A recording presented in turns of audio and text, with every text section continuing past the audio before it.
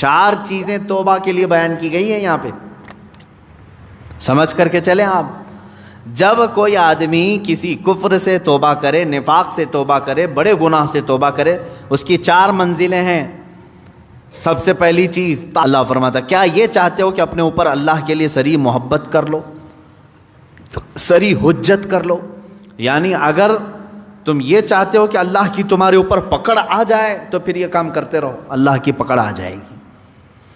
آگے رب تعالیٰ فرماتا، منافقین جو ہے یہی کام کرتے تھے، ان کے پاس جا کر بیٹھتے تھے، ڈسکس کرتے رہتے تھے، دین کے معاملات کو لے کر کے مذاق کرتے رہتے تھے، حضور صلی اللہ تعالیٰ علیہ وسلم کے معاملات کو لے کر کے آپس میں ڈسکس کرتے رہتے تھے۔ قرآن کی آیتیں اتر گئیں، اللہ نے فرمایا منافقین جہنم کے سب سے نیچے طبقے میں ہیں، وَلَن تَجِدَ لَهُمْ نَصِيرًا، اور پھر تم دیکھو گے ان کا کوئی مددگار نہیں ہوگا۔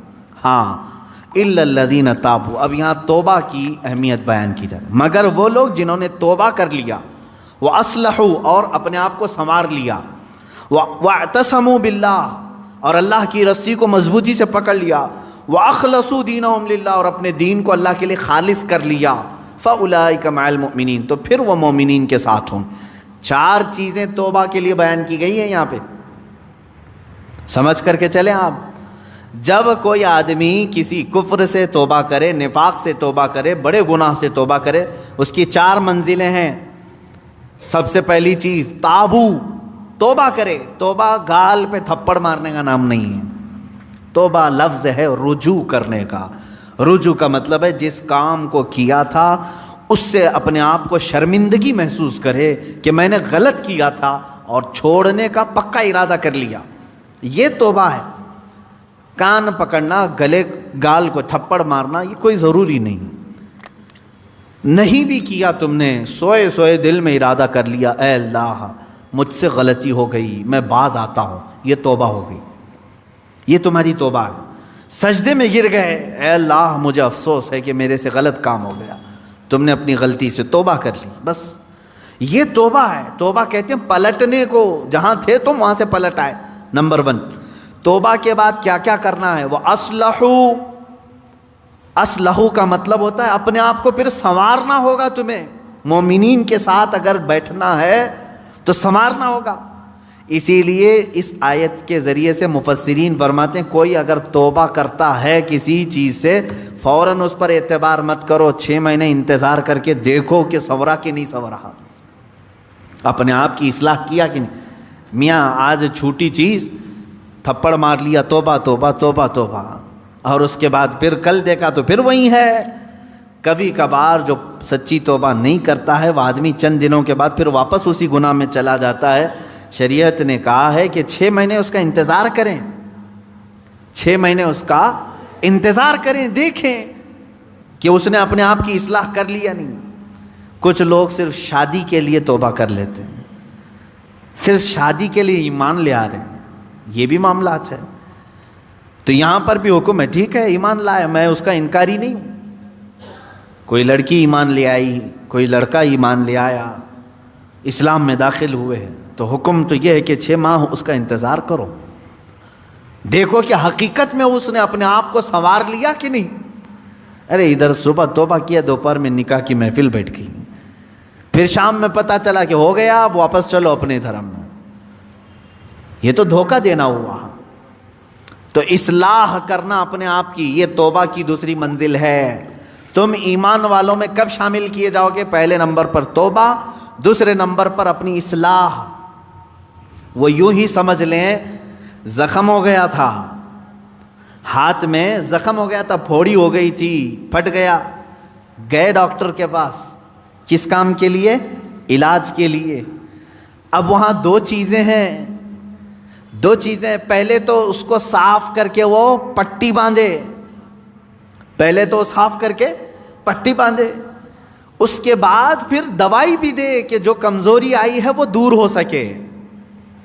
دونوں میں خالی ایک ہی کیا، خالی دوائی لے کر کے آیا، زخم کو نہ پوچھا نہ کچھ نہیں، تو زخم تو باقی رہا اور دوائی کھا رہے ہو۔ یا زخم کو تم نے سب پوچھ دیا لیکن دوائی کھائی نہیں، تو بھی چنگا ہونے میں، بھلا ہونے میں ٹائم لگتا ہے۔ اسی طرح سمجھ لیں کہ گناہوں سے توبہ کر لیا، پٹی باندھ لیا، اصلاح کرنے کے لیے نمازوں کی کثرت کرو، خیرات کی، یہ گولی کا کام کرے گی، تمہارے جسم کے اندر اصلاح پیدا ہو جائے گی۔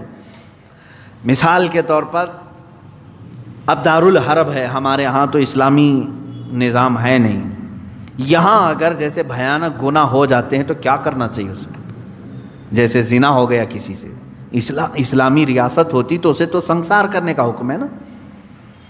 غیر شادی شدہ ہو تو 100 کوڑے مارے جائیں گے، شادی شدہ ہو تو سنسار کیا جائے گا، یہ اسلامی سزا ہے۔ یا چوری کیا ہے تو ہاتھ کاٹا جائے گا، یہ معاملات ہیں۔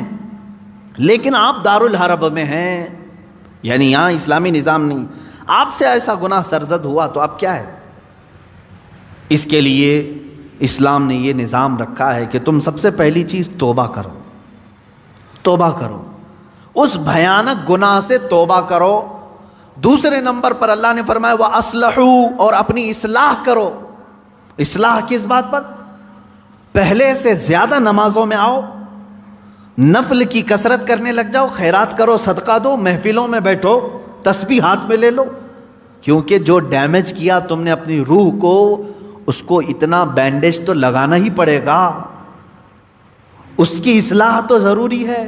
تو جس سے گناہ سرزد ہوئے وہ اگر توبہ کرنا چاہتا ہے تو 2 چیزیں پہلے سمجھ لیں، ایک تو سچے دل سے توبہ کرنا، یعنی باز آنے کا ارادہ کر لینا، دوسری اس پر نیکیوں کی کثرت کرنا، تب جا کر کے وہ توبہ کا پھل تمہیں ملے گا۔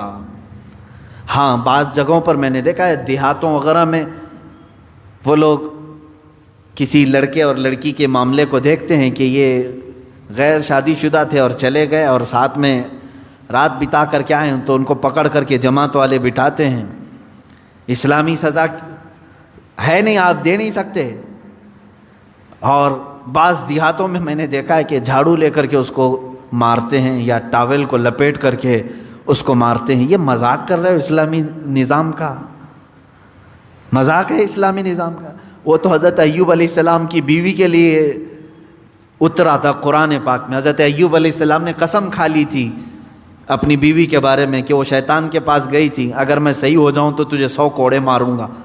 آپ صحیح ہو گئے، 100 کوڑے مارنے والے تھے، لیکن وہ بیوی بڑی نیک شعار تھی۔ اللہ نے حکم فرمایا جبرائیل امین کو، جاؤ ایک جھاڑو جس میں 100 کاڑیاں ہوں وہ ایوب کو دے دو اور کہو کہ ایک بار اس سے اپنی بیوی کو مارے، ان کی قسم پوری ہو جائے گی۔ یہ قرآن میں ہے۔ وہ ایوب علیہ السلام کی بیوی کے لیے یہ بات اتری تھی۔ تو میں نے کسی گاؤں کے متولی صاحب کے متعلق یہ سنا کہ وہ بھی 100 کاڑیوں کی جھاڑو لے کر کے اس لڑکے کو مارتے ہیں جو لڑکی کو بھگا لے جاتا ہے، اور کہتے ہیں 100 کوڑوں کے برابر ہو گیا۔ اور اگر 100 کوڑے مارو گے تو پھر اگلا دن آپ کے کوڑے پڑنے کا آ جائے گا، یہاں نہیں مار سکتے۔ یہاں صرف یہ ہے کہ سچی توبہ کی اسے تلقین کی جائے، رو رو کر کے تو توبہ کرے، اس کے بعد اپنی اصلاح کرے۔ اپنی اصلاح کیسے؟ نیکیوں کی کثرت کرے۔ پہلے نماز کم پڑھتا تھا تو اب زیادہ کر لیں، نفل نہیں تھے تو نوافل کی زیادہ تعداد کر، درود مبارکہ آیت کریمہ کا ورد زیادہ کرے۔ یوں ہی سمجھ لیں کہ بیماری کے بعد جب آدمی اٹھتا ہے تو اسے ٹونک لینی پڑتی ہے، اچھی غذا دینی پڑتی ہے تاکہ اس کی جو گری ہوئی صحت ہے وہ جلدی صحیح ہو جائے۔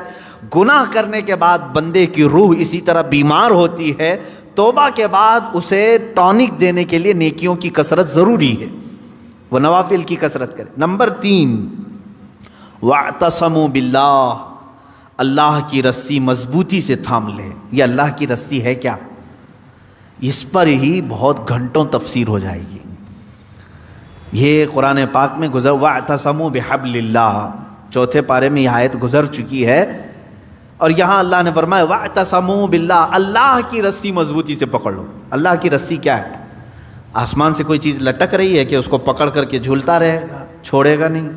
اللہ کی رسی، مفسرین کے الگ الگ اقوال ہیں۔ قرآن پاک اللہ کی رسی ہے، اسے جو تھام لیا گویا کہ وہ اللہ کی رسی کو پکڑ لیا۔ رسول پاک صلی اللہ تعالیٰ علیہ وسلم کی ذات اللہ کی رسی ہے، حضور صلی اللہ علیہ وسلم کو جو تھام لیا، ان کی تعلیمات کو، وہ اللہ کی رسی کو پکڑ لیا ہے۔ اہل بیت اطہار جو رسول اللہ کی آل ہیں ان کو کہا گیا ہے کہ وہ اللہ کی رسی ہیں، ان کو جو تھام لیا وہ اللہ کی رسی کو پکڑ لیا۔ اہل اللہ جو ہیں اولیاء کاملین یہ اللہ کی رسی ہیں، ان میں سے کسی کو اس نے تھام لیا وہ اللہ کی رسی کو پکڑ لیا۔ تو توبہ کرنے کے بعد اور دو چیزیں ایکسٹرا ہو گئی، ایک اصلاح، دوسرے نمبر پر اللہ کی رسی کو پکڑنا ہے، یعنی قرآن لے لو۔ قرآن کو لے لینے کا مطلب یہ نہیں ہے کہ پکڑ کر کے زندگی بھر رہے، قرآن کی تعلیمات پر چلے، قرآن سے لگاؤ اور محبت بڑھا لے اور اس کی تلاوت کثرت سے کرے، یہ اللہ کی رسی ہے۔ حضور پاک صلی اللہ علیہ وسلم سے محبت زیادہ کر لے، وہ اللہ کی رسی ہے۔ اور یہ ایک بات یاد رکھیں، میں آپ سے کہتا ہوں یہاں میرے پاس ایک رسی ہے، ایک اس کا سرا، ایک کونا میرے پاس ہے، ایک باہر، اور آپ نے اس رسی کو پکڑ لیا، اور جب میں رسی کھینچوں تو سیدھے آپ کس کے پاس آئیں گے؟ میرے پاس آ جائیں گے، بلا تشبیہ و بلا تمثیل۔ اللہ نے قرآن میں فرمایا اللہ کی رسی کو پکڑ لو، یعنی اللہ رب العزت کی جو رسی ہے وہ خود خدائے قدیر و جبار کے دست قدرت میں ہے، اور اس رسی کا ایک سرا، ایک کونا دنیا میں ہے، وہ رسول پاک کی شکل میں ہے، اہل بیت اطہار کی شکل میں ہے، قرآن عظیم کی شکل میں ہے۔ ان کو جس نے پکڑ لیا، جب رب تبارک و تعالیٰ سارے لوگوں کو کھینچے گا تو تم وہیں جاؤ گے جہاں یہ اس رسی کا دوسرا کنارہ ہوگا۔ اسی کو کہتے ہیں اللہ رب العزت تک پہنچنے کے لیے اس کی رسی کو تھام لینا، یعنی اہل اللہ، اولیاء کاملین سے وابستہ ہونا، قرآن پاک سے اور رسول پاک کی زندگی سے وابستہ ہونا۔ تین چیزیں میں نے گنا دیا توبہ کے لیے۔ وَأَخْلَصُوا دِينَهُمْ لِلَّهِ، چوتھی چیز ہے اپنے دین کو اللہ کے لیے خالص کر دینا، پیورٹی والا دین۔ یہ وہی شادی کرنے والے لوگوں کے لیے ہے، جو شادی کے لیے دین میں آئے تو اللہ فرمانا نہیں، اللہ کے لیے دین میں آؤ، اللہ کے لیے توبہ کرو۔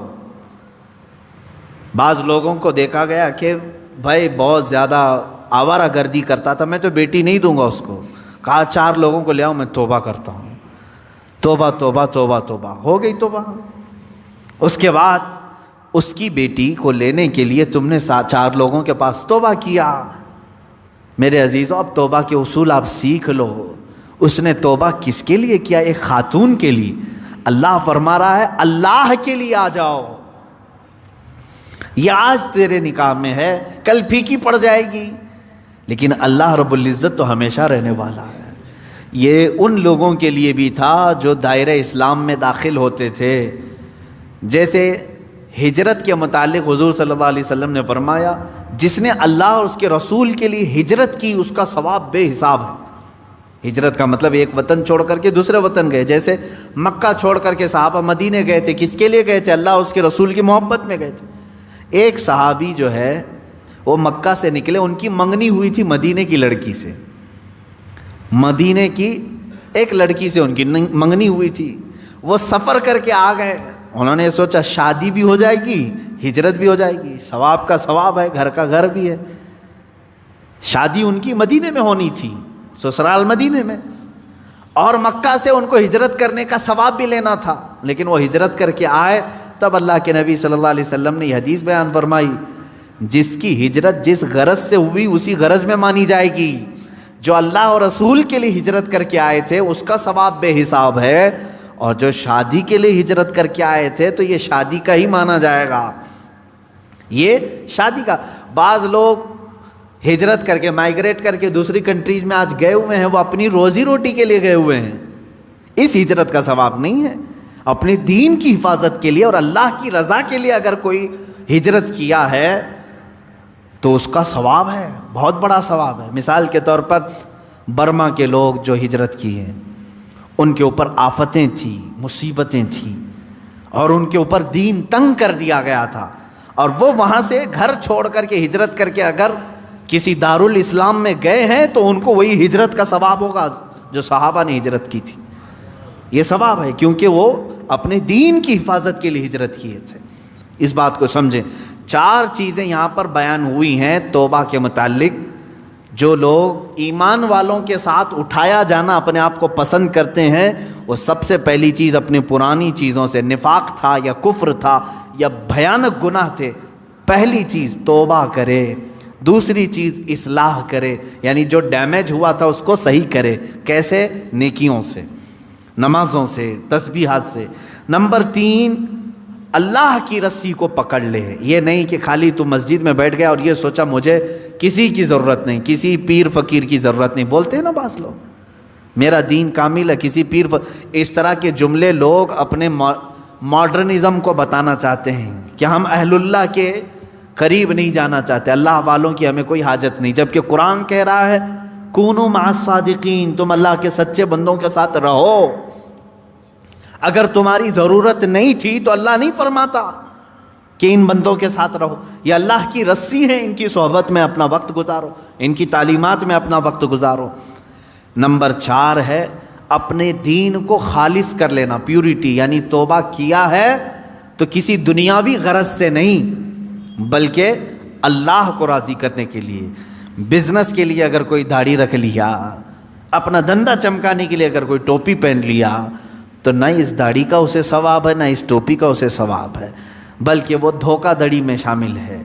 ہاں، اللہ کو راضی کرنے کے لیے اور اپنے حبیب کو راضی کرنے کے لیے کیا ہے، اللہ اس کے کاروبار میں بھی برکت دے اور اس عمل کا بھی اسے ثواب عطا کرے۔ یہ 4 چیزیں ہیں۔